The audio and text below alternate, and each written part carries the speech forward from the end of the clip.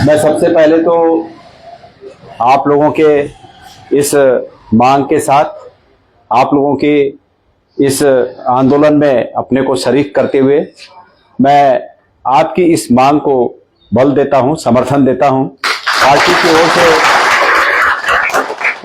पूर्ण रूप से समर्थन इसमें आपको देता हूं कि यहां पर जल संस्थान का प्रशासन और अंततोगत्वा सरकार आपके इस मांग का संज्ञान ले और आपके पक्ष में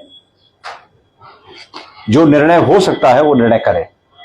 मेरे प्यारे साथियों, मैं आपको धन्यवाद देना चाहूंगा कि आपने यहां पर मुझे कहा कि आप आएं।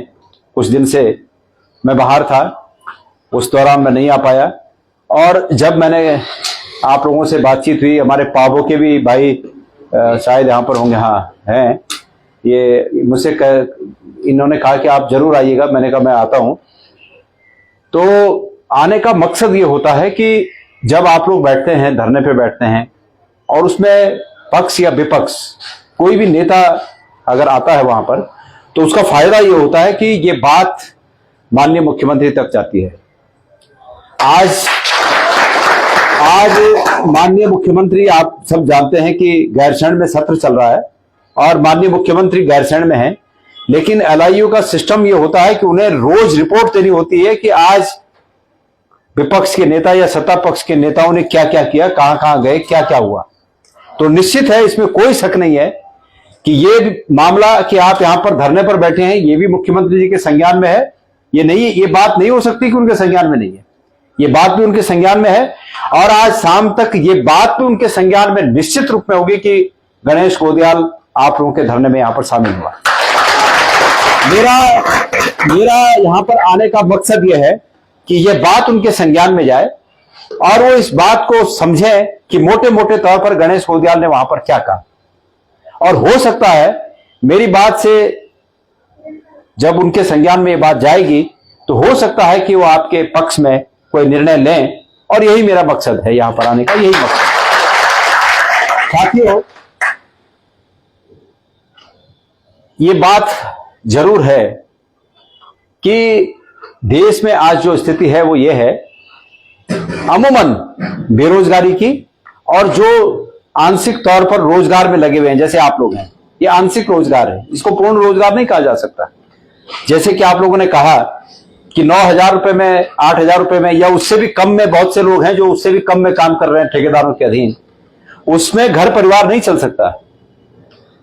मैं समझता हूं कि 8,000 और 9,000 रुपए जो प्रशासन के लोग आपके ऊपर बैठे हुए हैं उनके एक दिन का खर्चा होगा, और उसमें 30 दिन किसी परिवार को खर्च चलाना है, तो ये संभव नहीं है। लेकिन ये स्थिति पूरे देश में है, और इस स्थिति को पूरे देश में लाने के लिए भी हम ही लोग जवाबदेह हैं। आज आप अतीत में और अब में फर्क महसूस करिए। आज में और अतीत में फर्क यह है कि पहले की सरकारें किसी व्यक्ति को सेवा आयोजित करती थी। आज आप लोग जल निगम में, जल संस्थान में किसी ठेकेदार के अधीन काम कर रहे हैं, लेकिन पहले इसी जगह पर कोई संस्थान का व्यक्ति काम करता था।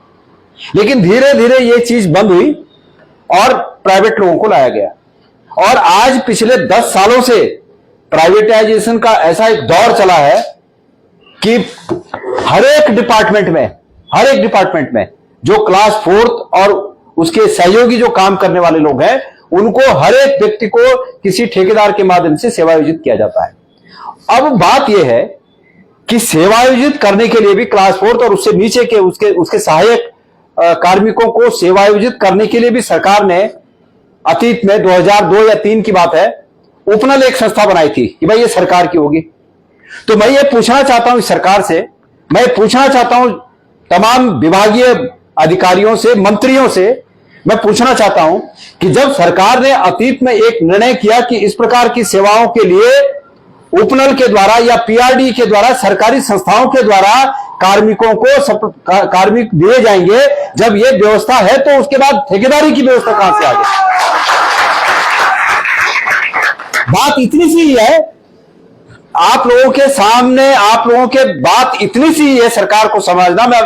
मैं उम्मीद करता हूं कि मेरी ये बात मुख्यमंत्री जी तक जाए कि मुख्यमंत्री जी, ये जो धरनाग्रस्त लोग हैं, धरना प्रदर्शन करते हुए लोग हैं, ये इतना चाहते हैं कि जो पैसा आप हमारे एवज में ठेकेदार को दे रहे हैं वो पैसा हमको उपनल के माध्यम से हमें दे, इतना ही चाहते हैं। लेकिन मुख्यमंत्री जी, मुझे ऐसा लगता है कि ठेकेदार के माध्यम से इनको 8,000 रुपए देने के पीछे जो मकसद है, वो मकसद ये भाई नाथ जी ने जो कहा कि ठेकेदार को पालना, ये ठेकेदार को पालने का जो मकसद है, जो ठेकेदार को पालने का स्वार्थ है, इस स्वार्थ से ये सरकार छुटकारा नहीं पा रही है और इस स्वार्थ के चलते हमारे लोगों के साथ भेदभाव हो रहा है, हमारे लोगों की तौहीनी हो रही है, हमारे लोगों की अनदेखी हो रही है।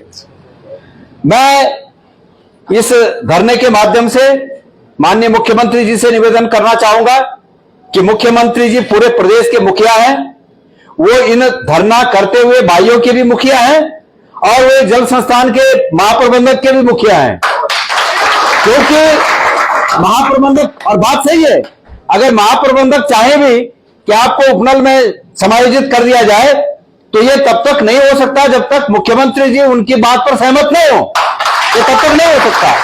तो अंत तो गत्वा, जरा भाई शांत रहना, अंत तो गत्वा बात गेंद माननीय मुख्यमंत्री जी के पाले में है। और मेरे साथियों, ये लोकतंत्र में, लोकतांत्रिक शासन पद्धति में महाप्रबंधक बनने के लिए एक पढ़ाई जरूरी है, कुछ ना कुछ डिग्री होगी, उनकी योग्यता होगी, सीनियरिटी होगी, तब जाके वो महाप्रबंधक बने। लेकिन मुख्यमंत्री धामी जी को यह पता होना चाहिए कि मुख्यमंत्री बनने के लिए सीनियरिटी जरूरी नहीं है, वो हारने के बाद भी मुख्यमंत्री बन गए। तो वो इसलिए बने कि हमारे लोकतांत्रिक शासन पद्धति में चाहे वो कितना जूनियर हो, लेकिन अगर वो मुख्यमंत्री है तो वो सबका मुखिया है, और चूंकि वो सबके मुखिया हैं, वो सबके मुखिया हैं, इसलिए प्रदेश में कहां क्या हो रहा है, कहां किस व्यक्ति को क्या दिक्कत है, किस संगठन को क्या दिक्कत है, किसकी क्या मांग है, मैं नहीं समझता। बिल्कुल माननीय मुख्यमंत्री जी, अगर आप मेरी बात सुन रहे हो तो मैं बिल्कुल इस बात को नहीं समझता कि इस जायज मांग से रत्ती भर भी पीछे हटा जाए, मैं बिल्कुल इस बात को नहीं समझता। ये जायज बात है कि हमारे आंदोलनरत भाई और हमारी बहनें इस बात को आप तक पहुंचाना चाहती हैं कि जो आप ठेकेदार को हमारे एवज में भुगतान कर रहे हैं, वो भुगतान उपनल के माध्यम से हमें किया जाए, ये उनकी मांग है। और ये मांग कोई ऐसी मांग नहीं है जिसको कि स्वीकार नहीं किया जा सकता। इसलिए मेरा माननीय मुख्यमंत्री जी से अनुरोध है, मैंने कह दिया कि ये सत्य है कि ये चाहेंगे भी तो भी जब तक वो नहीं चाहेंगे तब तक नहीं होगा। इसलिए मैं सीधा उनसे मांग करता हूं, मैं जानता हूं उनसे मांग करके कोई मतलब नहीं है, इसलिए मैं सीधे उनसे मांग करता हूं कि आप इनकी बात को सुनिए। और आपसे भी एक बात कहना चाहता हूं कि दांतों से छोड़ा हुआ ओठों से पकड़ना बहुत आसान होता है। जब लोकतंत्र में सबसे बड़ी ताकत है कि आप लोगों के पास, अतीत में हमने आप लोगों से एक वादा किया था, हमने कहा था हम प्रत्येक व्यक्ति को रोजगार देंगे, जो जिस घर में एक भी व्यक्ति सरकारी सेवा में नहीं है उसको हम सरकार के द्वारा रोजगार उस इलाके में मुहैया कराएंगे। लोगों ने नहीं माना, लोग लहरों में बहते रहे। और एक बात बता दूं आपको, लहरों में बनी हुई सरकारें लोगों के काम नहीं करती हैं, क्योंकि वो लहरों में बने हैं। उन्हें पता है कि दोबारा लहर पैदा करेंगे, दोबारा जीत जाएंगे, आप धरना प्रदर्शन करते रहो। तो लहर में बहना, लहर में बहकर अपने मुंह में जो निवाला है, उस निवाले को दांतों से छोड़कर फिर होठों से पकड़ने की कोशिश बहुत आसान नहीं होती है। इस बात को आपको भी समझकर यहां से जाना होगा, लोगों को समझाना होगा। आज क्यों त्राहिमाम है सब जगह? क्यों? क्योंकि हम लहरों में बह गए। हम कभी धर्म के लहर में बह जाते हैं, और ये लहरें कौन पैदा करते हैं? ये लहरें वो पैदा करते हैं जिनको, इन लहरों को पैदा करने के बाद सत्ता की सीढ़ियां प्राप्त होती हैं, सत्ता में जो है आसन जिनको प्राप्त हो जाता है, वो लहरें पैदा करते हैं। आप उनकी बनाई हुई लहरों में बहते रहते हो और इस प्रकार से सत्ता का निर्माण करते हो। इस प्रकार से लहरों में बनी गई सत्ता में बैठे हुए लोग गरीब आदमी के दुख को नहीं समझ सकता। गरीब आदमी का दुख वो समझ सकता है। ये गणेश गोदियाल आज आपके बीच आया है, आपने कहा कि हम 5,000 सहज, एक मिनट भाई, ताली बजाने की, मुझे ताली की भी जरूरत नहीं है, जो सच्चाई है वो मैं आपसे कहना चाहता हूं। आपने कहा कि हम 5,000, 6,000, 8,000 में अपने जीवन का यापन कर रहे हैं, और ये गणेश गोदियाल आज आपसे वादा करके जा रहा है कि अगर हमारी सरकार आएगी तो हम चरणबद्ध तरीके से सर्वसम्मत भाव से पूरे उत्तराखंड के इस प्रकार के जो हमारे श्रमिक हैं उनके साथ न्याय करने का काम करेंगे। अब गणेश गोदियाल तब करेगा वो काम, क्योंकि गणेश गोदियाल ये वादा करके जब सत्ता में आएगा, ये वादा कर रहा हूं ना, और इस वादे के बाद जब सत्ता में आऊंगा तो करूंगा उस काम को।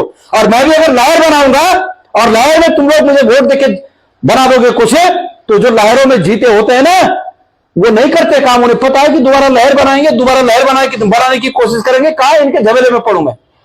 ये फर्क है, इस फर्क को महसूस करिएगा। ये दुख वो व्यक्ति सहन कर सकता है जिन्होंने ये त्रासदी झेली होगी कि 8,000 में कैसे परिवार चलाना है। इस दुख को वो व्यक्ति महसूस कर सकता है, वही नेता महसूस कर सकता है। बोलना पड़ेगा ना यार, हाँ बोलिए, आप बोलिए यहाँ आके बोलिए।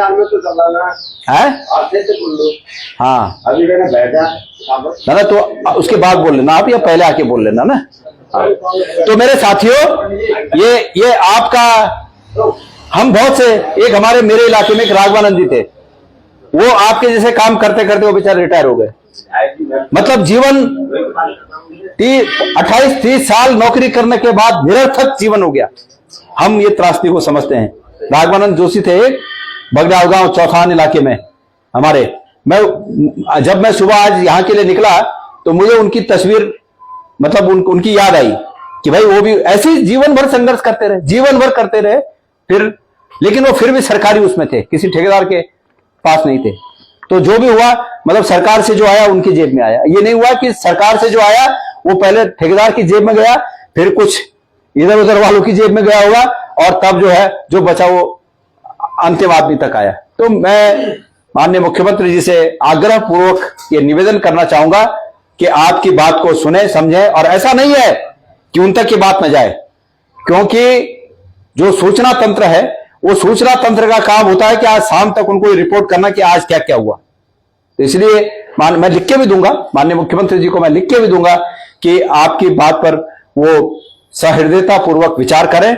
और चूंकि आप भी उत्तराखंड के नागरिक हैं, हमारे भाई हैं, ठीक है, ये एक अलग बात है कि कोई भाई मुख्यमंत्री बन गया, कोई भाई सड़कों पर संघर्ष कर रहा है, और कोई भाई यहां पर धरने में बैठकर अपनी आजीविका की चिंता किए हुए है, ये अलग बात है। लेकिन जो व्यक्ति सफल होकर आपके कंधों पर चढ़कर मुख्यमंत्री के आसन तक बैठ गया, ये उस व्यक्ति का काम है कि वो आपके दुखों को सहजता से महसूस करे और उन दुखों का निवारण करे। मैं आपकी इस मांग में पूरी तरह आपके साथ हूं, और मैं उम्मीद करता हूं कि मेरी यहां पर उपस्थिति से आपके इस आंदोलन को बल मिलेगा, ताकत मिलेगी, और आप लोग अपने मकसद में कामयाबी प्राप्त करेंगे, अपना मकसद पूरा करेंगे, और यहां से सुखद एहसास के साथ आप लोग वापस जाएंगे। मैं ऐसी कामना करता हूं। सरकार से भी ये कहना चाहता हूं कि सरकार इसको सहजता से ले, और अगर नहीं लेंगे तो आप लोग आगे बढ़िए, हम तुम्हारे साथ हैं। एक दिन मुख्यमंत्री आवास का भी घेराव करेंगे। धन्यवाद।